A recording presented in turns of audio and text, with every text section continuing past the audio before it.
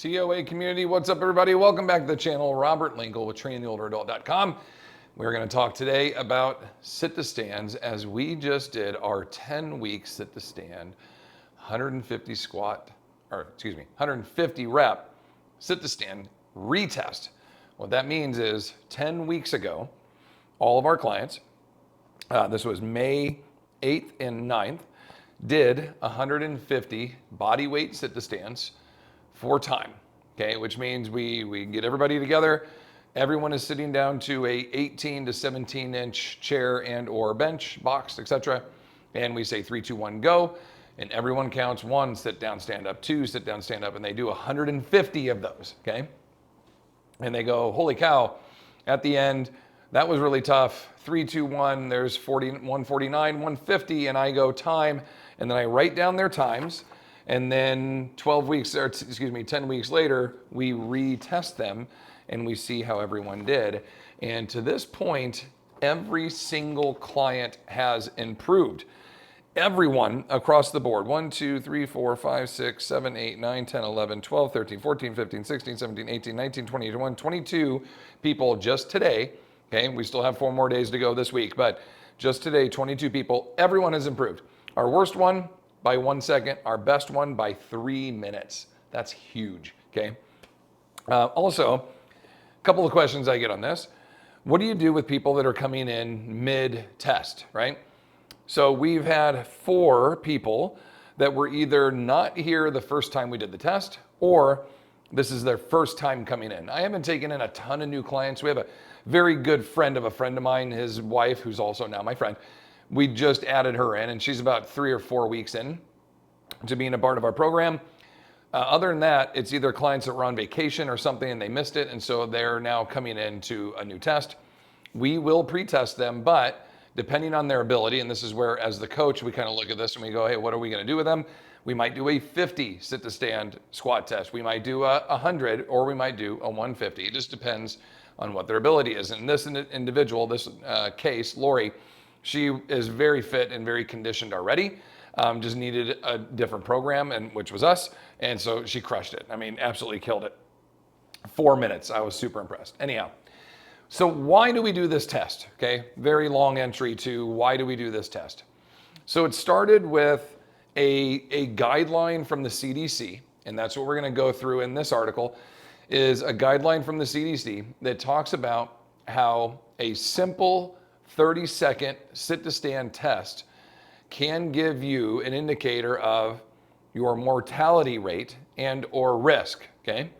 It also gives you I'm gonna say low cardiovascular test, but high muscular strength, kind of muscular endurance test for your lower half, okay? Really, it's testing your lower body strength in about 30 seconds, okay? You're kind of getting in that window where, are you going to start to get exhausted? You know, your wind, are you going to get tired? And if that's the case, right at 30 seconds, when we call time, we're going to see you, and then I can see, okay, we're not in the greatest cardiovascular shape either if squatting your body weight, sit down, stand up, 15 times in 30 seconds, gasses you a little bit like that. Gives me a little bit of an indicator where they are cardiovascularly, but really this is a lower body strength test, okay? As the lower body strength is high, this means the function of the individual is high. I mean, generally speaking, it means it's high. And if the score is rather low, it means that their general function and capabilities are low. As this is other than general locomotion of walking or manipulating your body through space, sitting down and standing up is probably the most primal basic movement pattern we do. Now, it used to be sitting down and standing up on the floor, which part of these articles kind of talk about that as this is the number one test of how long are you going to live. Can you get down and get up off the floor without using your hands? Okay, and it showed like a significant chunk, I don't remember the number exactly, a significant chunk of the population cannot. They cannot do that. A good chunk of them can get up and down using one hand, and almost everybody could get up and down using both hands.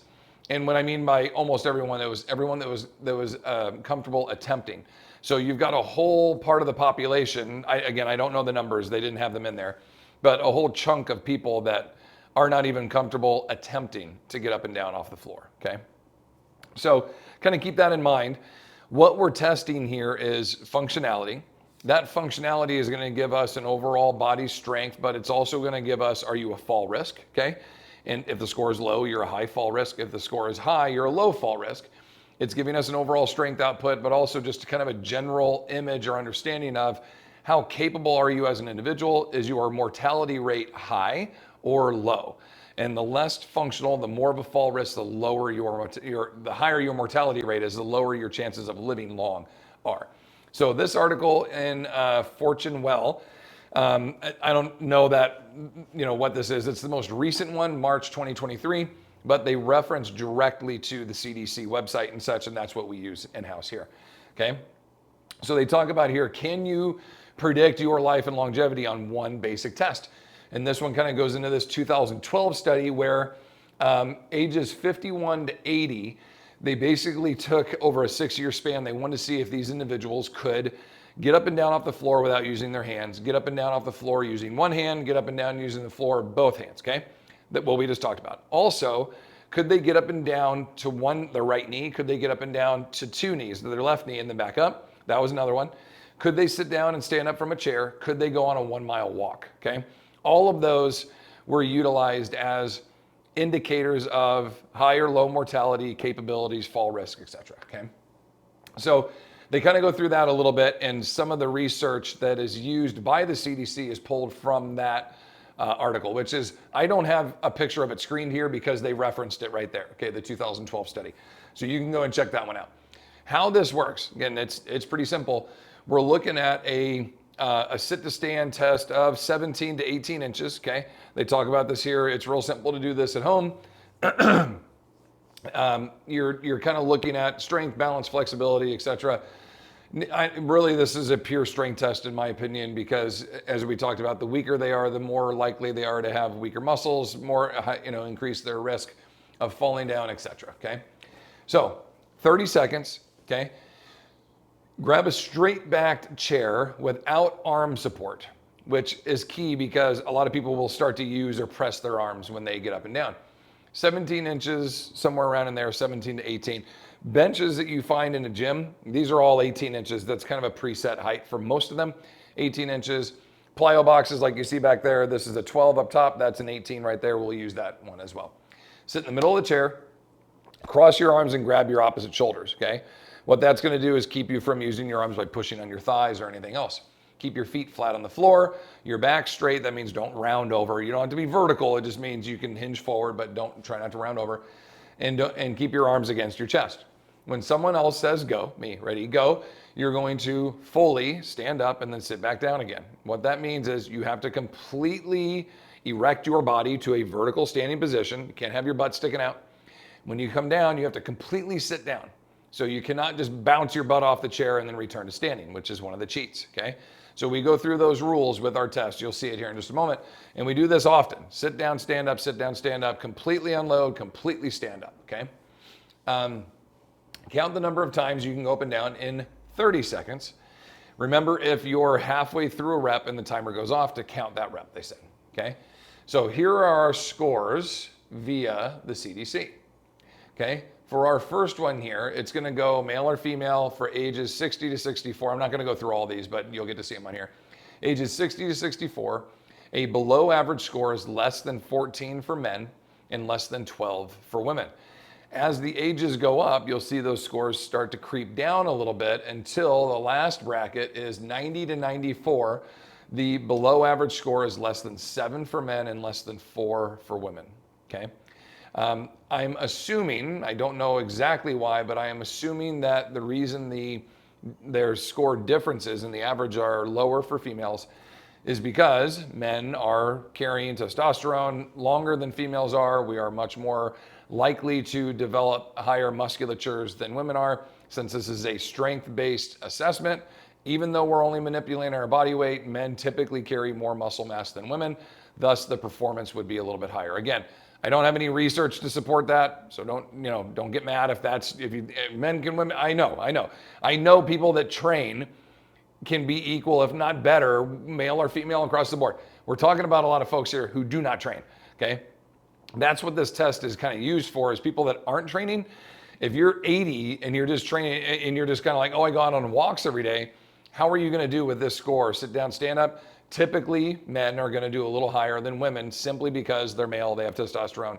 More than likely, they are carrying a little bit more muscle mass, okay? All right, so keeping that in mind, your scores, basically what we utilize in-house here for our sarcopenia test, and granted, this is changing just a hair. That top one, that's our grip strength test. That's a massive one for sarcopenia, okay? That's probably the most accurate test that you can use, is your grip strength using a dynamometer, squeezing that, and then it gives you a score. There's our sit to stand test right there in the middle, okay? So you see the 60 to 64 men or women, and you see the scores and the parameters in which they have. So we are gonna have them sit down, stand up, sit down, stand up. They're gonna do that for 30 seconds. We'll write in the score. I even circle it on there so they know where they're at. And we see the below average score indicates a risk of falls, also indicates a risk of frailty, bone density, osteoporosis, osteopenia issues, sarcopenic score screening for sure. All of this is going to kind of come down to this one test, okay? Also notice when we do this, if you're a coach or a family member or a loved one that's doing this with others, stand next to it. These people are our clients, so we call them our clients, for safety. The reason for that is if you don't know them, or if someone is deconditioned and they are going to try to do something pretty high in, their ability levels here without doing a lot of warm up, this and that, people can get very lightheaded. They can pass out, they can black out, they can just get dizzy and stumble and fall over. So stand next to them for safety just in case, okay? Now, the last one, we do a chest pass for distance in here because I like to test upper body power output. But we're also adding an option for this of a gait assessment variation. I'm gonna do a whole nother video on that another time. And we're kind of working on like a little TOA kit that will test all of the stuff that you coaches out there could purchase. It's logo, it'll have all of our TOA stuff on it, all of our branding. We're trying to work on building this kit where you can get it out to people and everybody can do a sarcopenia screen. I'm looking for a couple more pieces of equipment that are pretty inexpensive, but that will make that whole thing a rather inclusive kit to have and give a rather simple process of assessing someone's sarcopenic risk, okay? All right, so when performing the sit to stand, our goal is to build our clients to the point where on day one, when we're assessing them the first time we've ever met them, they can do this 30 seconds and we get an idea. Let's say they crush it and they've already been training a little bit. They're probably more than capable of doing 50, if not close to 100 body weight sit to stands in terms of our test and how we did it, okay? What I don't want to do is take somebody that's completely green, they've never trained before, they're 75 years old, and bring them in and say, let's do 150 body weight sit to stands and see how you do. Because more than likely, they can do it. And it will take 15 to 20 minutes, but they are going to be crippled, debilitatedly sore. They're going to be so mad at you. They're going to be so damaged, if not injured, right? Where they have to go to the hospital because they have rhabdomyalgia and their legs are all swollen and their knees can't flex. And they're going to be trashed because that is a massive, huge number of repetitions to do to somebody who's not conditioned to do it. So that's where we have to be very careful in progressing people when we do that particular assessment. The 30-second one, people of all ages and abilities, pretty much everybody can do that. You might only get 9 reps, okay? Ladies at 94, they only expect you to do 4 of them, so you may only get 4 reps, okay? But you might get somebody that can do 25 and they're just flying, right? That'd be pretty hard. Probably more like 20 is realistic if they're actually unloading and standing all the way up. That'd be a fantastic score, okay? Now, also notice the screen isn't really assessing for people under the age of 60, okay? Do we need to continue to add that chart up? Not so much, okay? Because the majority of folks that we see that have sarcopenia are over the age of 60. Does that mean that we're not seeing people down in their 30s and their 40s with sarcopenia? No, but the majority are up here, okay? I'm gonna say a much larger majority of folks, but that sarcopenic number is slowly creeping down, so don't be shocked if in the next 5 or 10 years, 50-year-olds are now included on this chart, okay? I can't say that there's high hopes or any kind of promise to show that the average American out there is placing a higher emphasis on their health and improving themselves overall. Everything is trending the other direction, unfortunately, okay? Not if we have anything to do about it. That's why I make these videos. All right, so you trainers out there, or you individuals that go, well, I want to do 150 sit to stand test and eventually be able to do this and see where I stand compared to my clients, because nobody else does the 150 sit to stand test for time that I know of other than TOA facilities. So we've got about 1,000, maybe 1,200 people out there among all of our facilities. Well, probably more than that, closer to 2,000 people among all 16 facilities now. 16 TOAs out there nationwide and one in Canada, so we are international. That are doing this same testing and giving an indication of where age and bracket and performance is. Hopefully, eventually in another year or so, we'll have a pretty good case and a pretty, it'd be anecdotal, but again, it's a practical, very clear assessment of how to do this. We'll have pretty good evidence to show males, females among these ages. Here are their scores, and here's where you should be, as an average individual who is fit, okay? That's what we're hoping for. We wouldn't use it for the unfit because everyone that we're training are people who are fit. What we might look at is where they were in the beginning compared to where they are now, because they started as unfit and now they are becoming fit. Anyway, getting into the weeds, okay? So think about this. We're gonna do this test with somebody brand new. Do I wanna just throw them in? No. What I'm gonna ask them to start doing is a 30-second test, number one. Then we're going to do a 3-minute test is the next step in this, a 3-minute test. In 3 minutes, if you did one every other second, what would you end up with? Okay, you have 60, 120, 180 seconds in 3 minutes.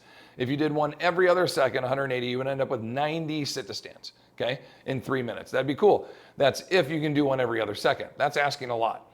More than likely in 3 minutes, people are going to do between 50 and 70, somewhere around in there, which is a great progression and a buildup from the 30-second test. So we'll do a 30-second test. We'll do a 3-minute test. We'll do a 3-minute test again, but the client has to show improvement, which if they're training, pretty much everybody does.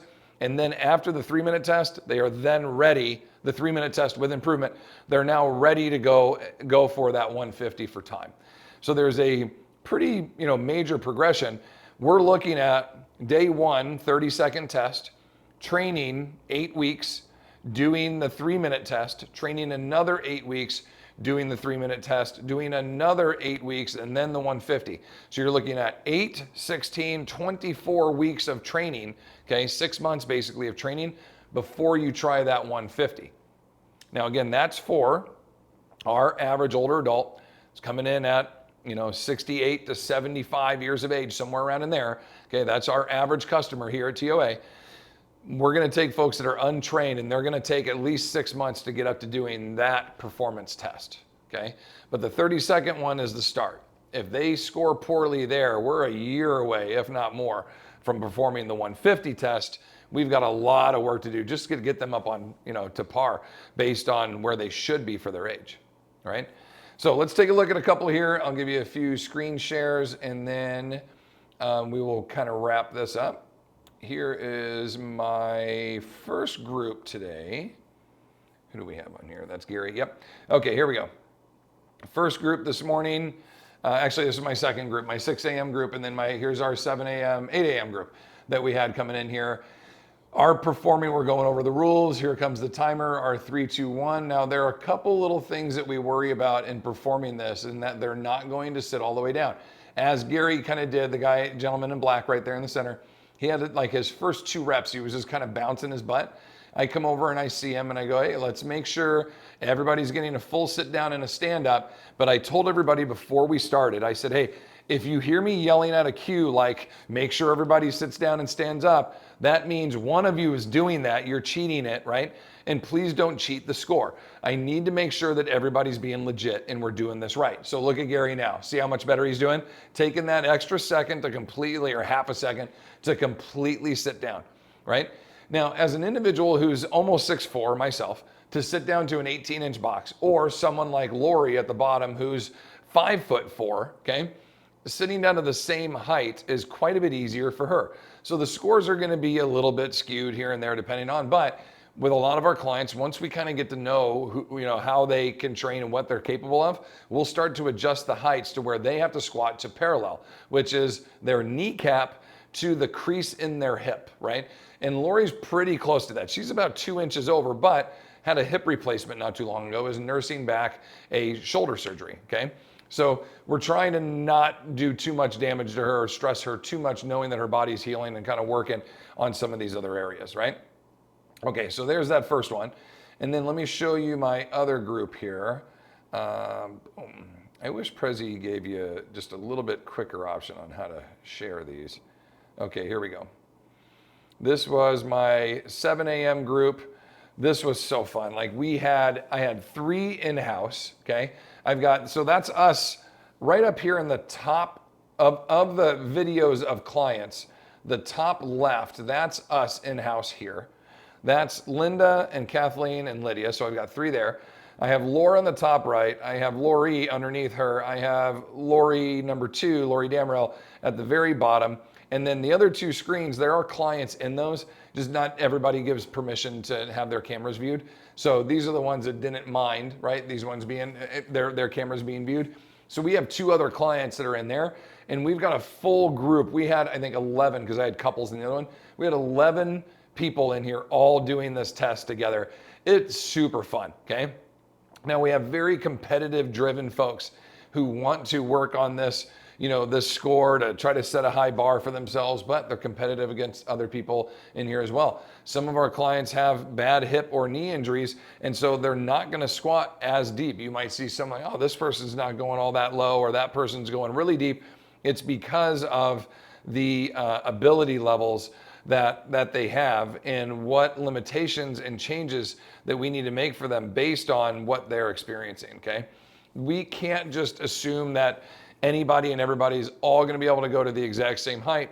Not when you have different heights, different abilities, different capabilities. Is there something where you're like, well, that person went lower? I mean, to be honest with you, who cares? We don't care. It's not like this goes on a national board somewhere where everyone's going to see it, and we have the Olympic sit-to-stand champion of the world, and there's money on the line and scholarships and sponsors and free cars and kissing babies. It's a gym workout in here. Who gives a shit, right? What I do want, though, is a consistent test from the first test to the second test, from the pre-test to the post-test. I want to have a consistent test where if you went to an 18-inch box and then to an 18-inch box, did my programming work? That's the bottom line on this whole thing. Selfishly, is what we are doing, is it working in here? And if people are improving on average by about a minute, 45 seconds to a minute on average, I'm just spitballing, because we're going to get everybody listed throughout the week, and then we'll input it into our little Excel sheet, and we'll pop out all the averages, okay? Once we have that, but right now it's right around 45 to 60 seconds, where the majority of people average are improving.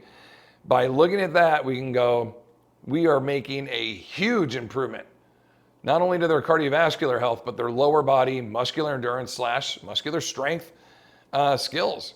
And that is a good thing. As we saw with this, all of our clients, when they do that 30-second sit-to-stand test, they blow that thing out of the water. They get double whatever the CDC says they should be able to do as a non-fall risk, okay?